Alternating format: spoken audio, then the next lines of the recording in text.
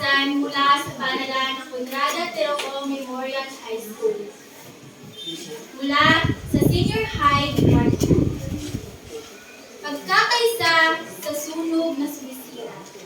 Mga hurado, binibini Ginoo at nakakapwa kung kalaki.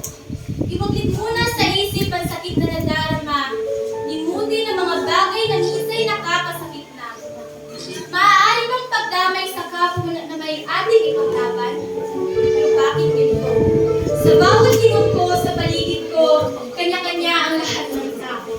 Sistema at kaugalian sa pamayanang nagdadamayan. Sa paglipas ng panahon, ay unti-unti nang nawawaglit sa isipan. Sadyang ibinaon ang salitang magtulungan. Pero teka, nais kong malaman, may pakialam ka ba? May pakialam ba tayo sa ating kapwa? Kapwang nagdurusan, puno ng pangamba dahil sa kanilang tirahang walang natira. May mga katanungan na naghahanap ng kasagutan katulad sa kaninong bahay na naman kaya yun? Nakaligtas ba? May nadamay ba?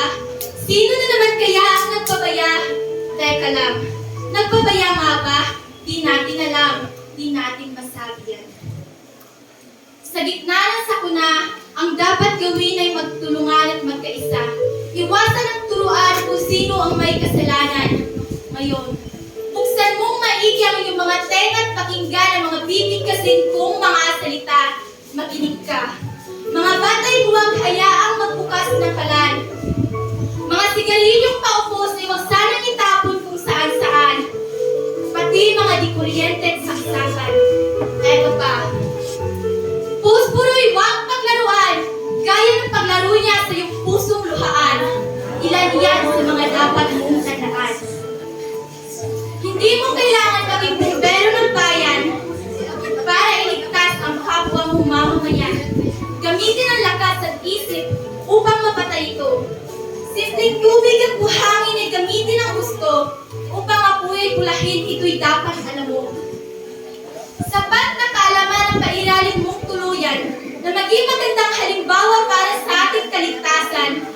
Sa mamamayang Pilipino, ang apoy ay hindi nasusukat sa init ng mga puso at isipan, kundi sa pagkakaisa sa pagtutulungan. Ang bawat isa ay may pakialam sa kapwa at sa kapaligiran. Ang bawat isa ay may paninindigan para sa ating kaligtasan upang sunog ay maiwasan. Sa pamayanang nagdadamayan ay hindi lamang ang mga puso'y nagkakabisa, kundi mga tao'y nagkakaisa upang sunog ay mabura.